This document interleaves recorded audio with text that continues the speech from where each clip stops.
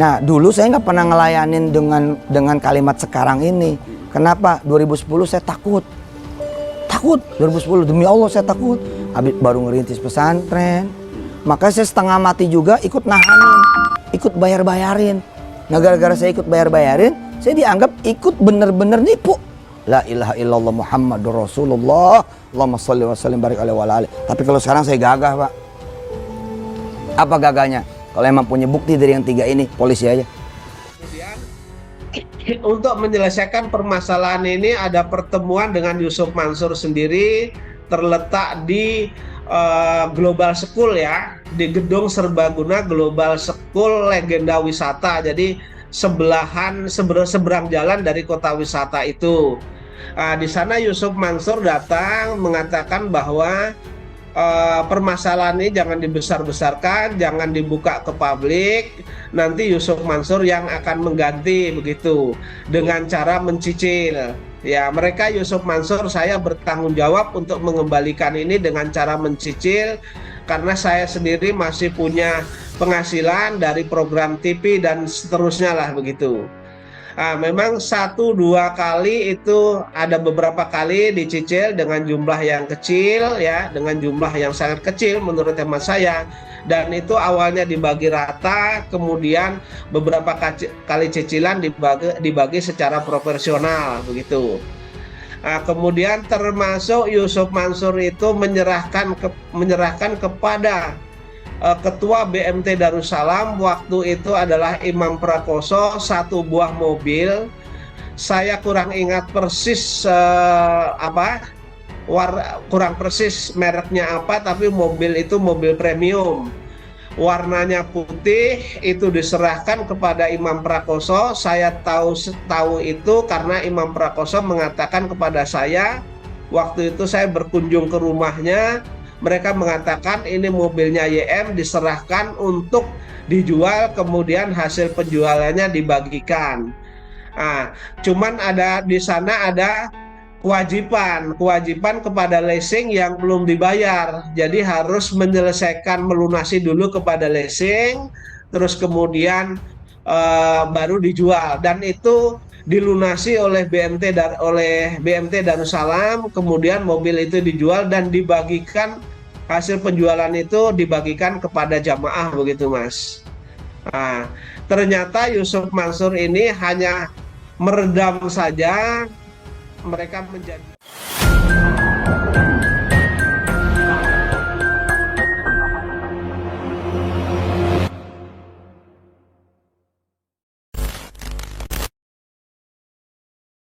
Ya, Pak J ini bicara kembali mengenai soal investasi JBN Batubara.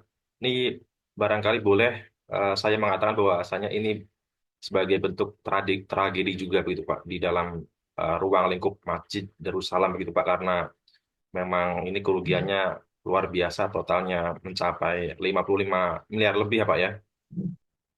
ya. Dan bahkan para investor ini ada yang sampai sakit-sakitan, bahkan ada yang sampai meninggal juga begitu Pak. Mungkin ini sebagai pengingat kembali Pak, karena ini kan sudah lama sekali perjuangan Pak Ajai ini berlangsung begitu Pak.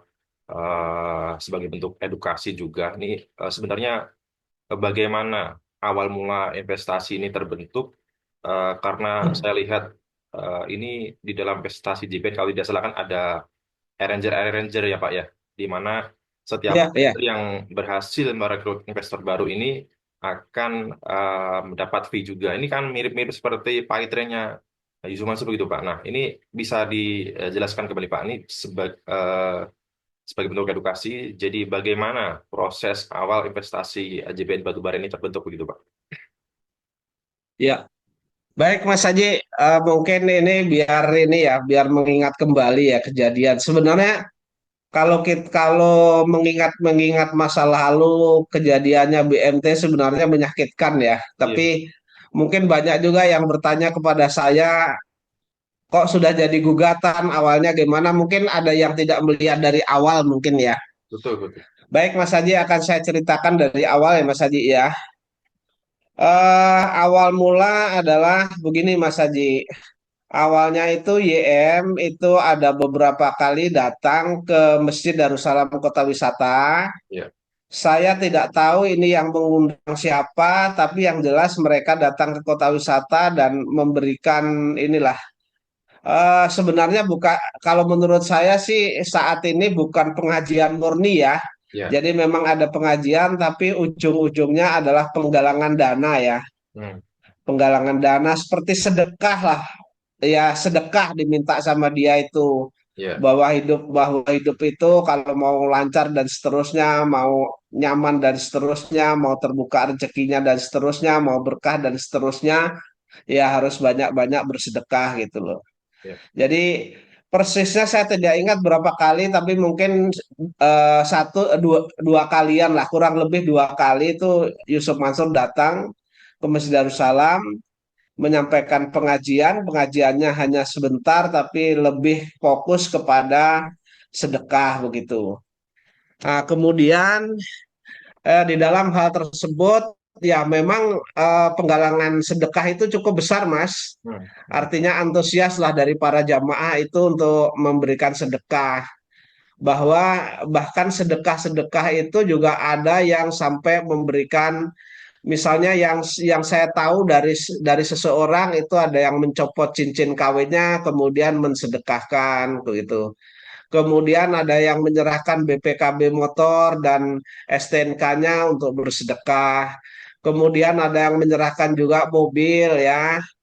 Waktu itu mobil itu premium, warnanya adalah merah maron, itu juga sedekah begitu. Dan eh, uangnya juga terkumpul, kelihatannya cukup banyak lah begitu. Nah, kemudian dari situ, kemudian Yusuf Mansur itu seingat saya, yang saya ikuti, itu memang datang khusus ke Masjid Darussalam Kota Wisata, itu ingin menyampaikan atau mengajak para jamaah itu untuk berinvestasi di bisnis batu bara yang menurut mereka, karena ini cukup besar, terus kemudian potensi keuntungannya untuk menggarap pondok pesantren Daku itu, pembangunan pondok pesantren Daku maksud saya, itu lebih cepat begitu. Nah, di dalam pertemuan tersebut awalnya Yusuf Mansur itu menyampaikan bahwa eh, Yusuf Mansur kedatangan orang dari Kalimantan ya. Kemudian orang ini awalnya memberikan sedekah dengan jumlah yang cukup banyak, pakai tempatnya itu kantong plastik ya, kresek gitu ya. Begitu dibuka jumlahnya juga miliaran begitu, Mas. Ya. Terus kemudian berikutnya lagi datang juga memberikan sumbangan, memberikan sedekah atau sumbangan yang cukup besar, sama masih dibungkus kantong plastik ya, kresek begitu. Kemudian kedatangan yang kedua atau yang ketiga menurut Yusuf Mansur bahwa urusan pondok pesantren Daku itu akan selesai dalam waktu dekat. Tapi kalau mau cepat, ini ada bisnisnya batu bara, mohon disupport untuk pendanaannya begitu, permodalannya begitu.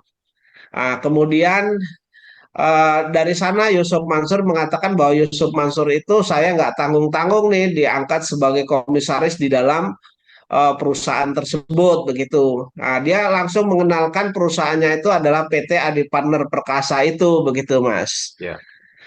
Kemudian setelah itu Yusuf Mansur presentasi, pada saat itu seingat saya itu Ba'da Isya bertempat di Masjid Darussalam, di mimbar utama Masjid Darussalam ya.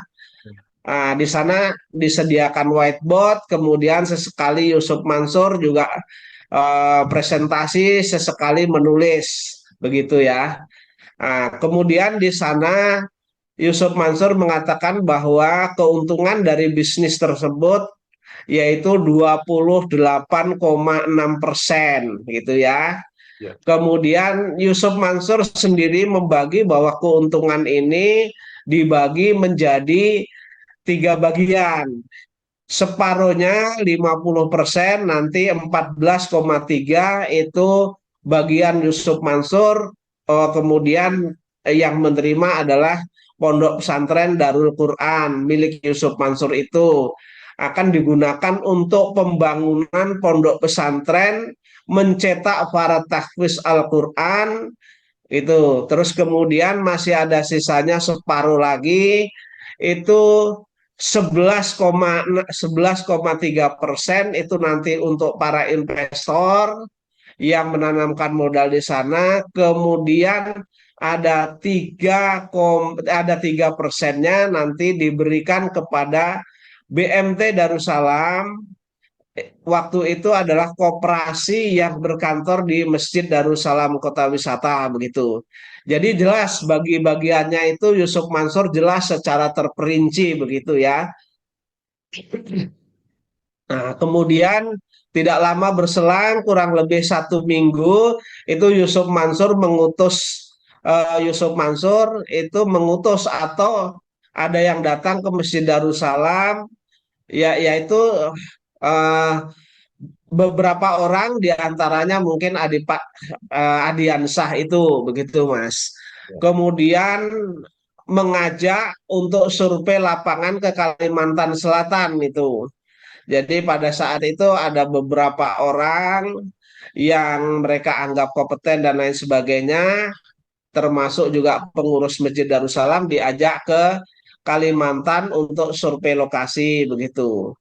Kemudian orang-orang ini berangkatlah survei lokasi ke Kalimantan gitu. Nah, setelah mereka survei ke Kalimantan, kemudian menurut cerita orang-orang yang ikut ke sana itu ditunjukkanlah lokasi tambang batu bara itu, terus kemudian stockpile-nya dan seterusnya lah begitu. Nah, kemudian pulanglah mereka dari Kalimantan. Nah, orang-orang yang datang inilah kemudian menyampaikan baik itu secara pribadi ya, piece to piece ke perorangan maupun ke jamaah menyampaikan bahwa memang benar ada tambang dan seterusnya begitu, Mas. Nah, kemudian selanjutnya disusul oleh BMT Darussalam mengeluarkan proposal bisnis batu bara di mana isi proposal itu sama persis dengan apa yang diceritakan Yusuf Mansur. Poin utamanya adalah bagian-bagian yang akan diterima. Nah, dari keuntungan bisnis itu sesuai dengan proposal ada keuntungan 28,6%, kemudian 14,3% untuk Pondok Pesantren Yusuf Mansur, kemudian 3% untuk BMT Darussalam, kemudian 11% itu untuk para investor begitu. Ya. Nah, kemudian setelah itu beredar, kemudian para jamaah itu mulai berinvestasi.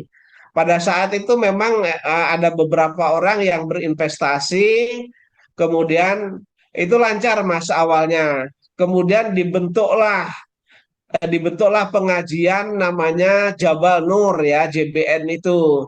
Kenapa alasannya dibentuk JBN? Karena di masjid itu kan memang sudah padat jadwal pengajiannya.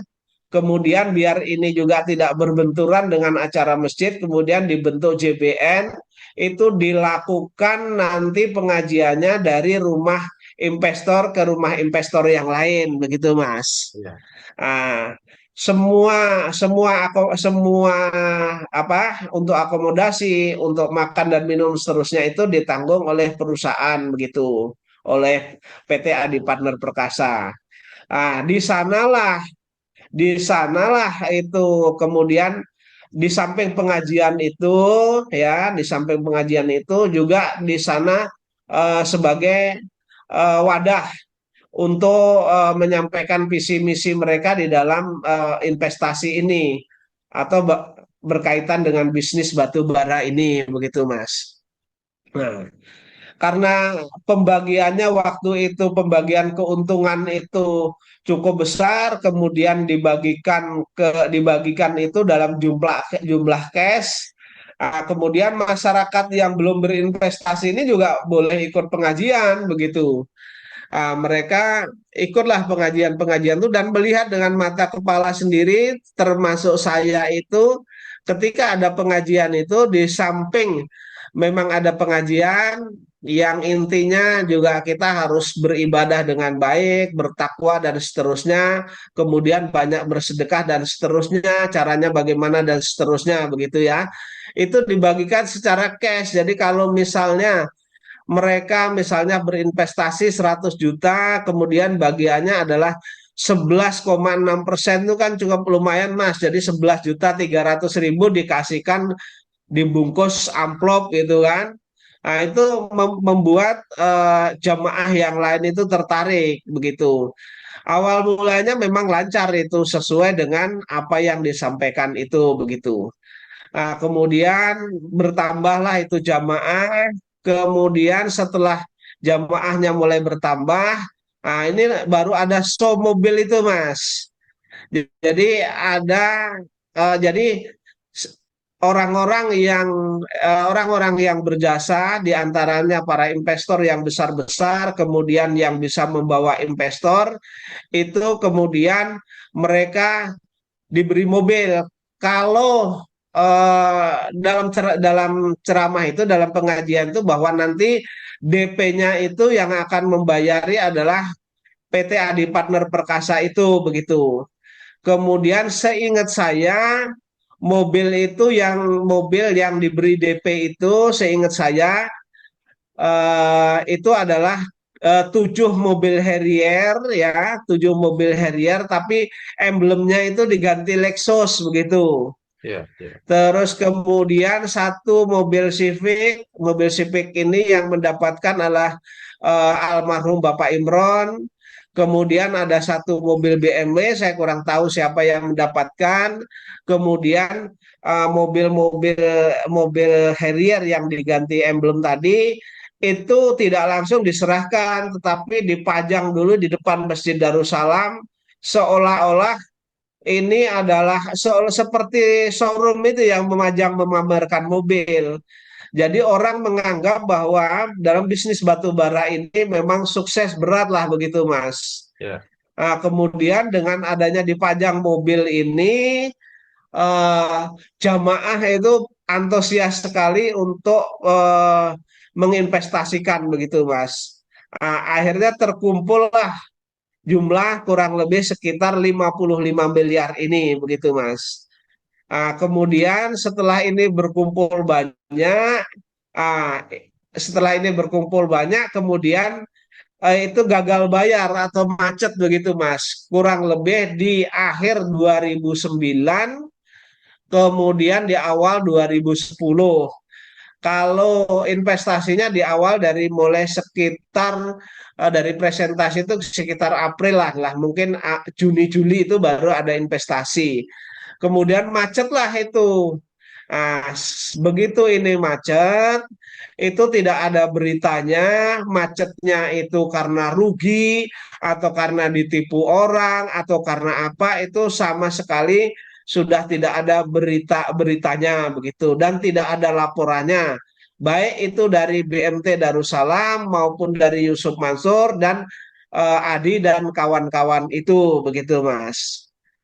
Kemudian untuk menyelesaikan ini jamaah sudah mulai panik ya karena mereka tidak dapat bagian sementara ada yang menggunakan uang tabungannya, ada yang menggunakan uang pinjaman dari bank, ada yang menggunakan uang dari hasil gade dan seterusnya, yang mana mereka menjaminkan harta kekayaannya, misalnya rumah dan seterusnya.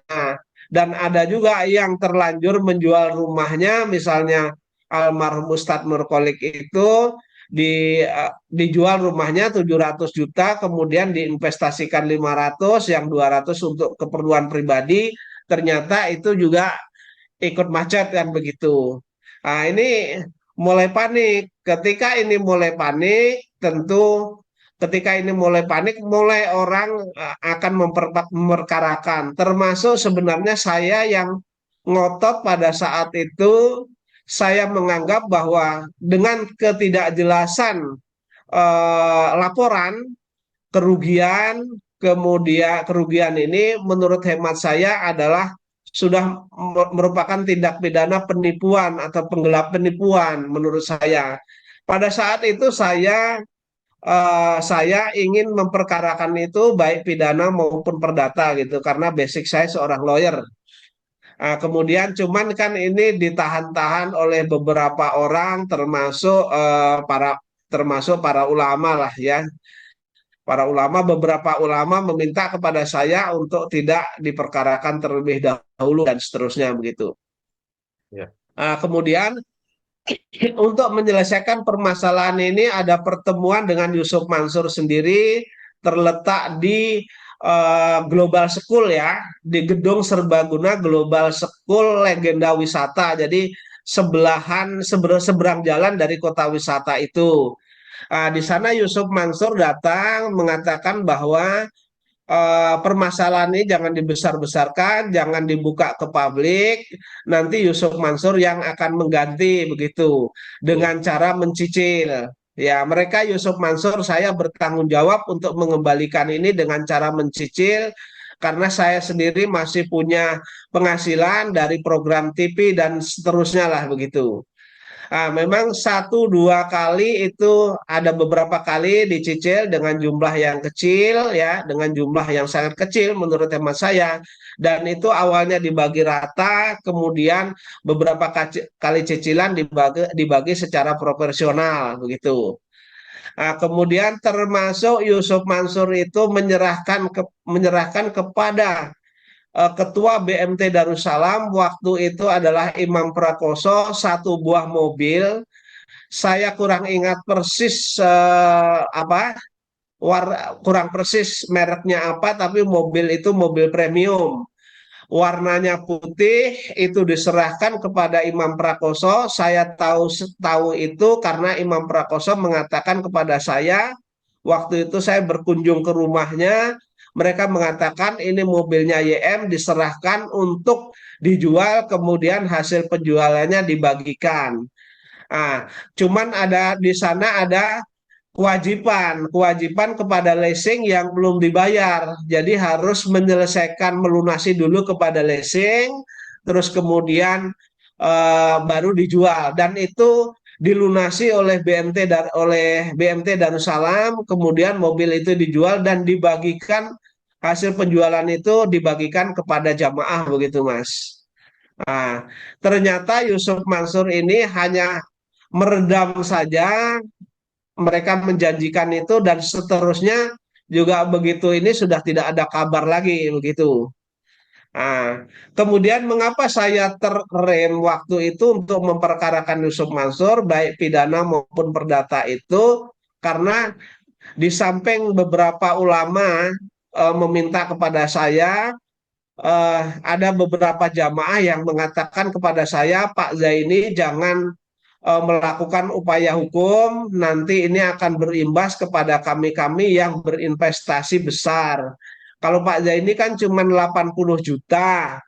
Kalau kami ini miliaran Pak, begitu. Ini mereka ngancam kami ketika nanti ada yang melakukan upaya hukum, maka mereka akan melawan dan pasang badan, begitu, tidak akan mengembalikan. Kenyataannya kan sampai dengan saat ini itu uang para investor itu tidak banyak, tidak dikembalikan, begitu. Bahkan beberapa jamaah itu sudah meninggal saat ini. Di antaranya adalah almarhum Pak Imron, kemudian almarhum Imam Mustafa, kemudian Sahrul Eka Buana dan seterusnya. Itu kan sudah meninggal. Belum tidak ada penyelesaian.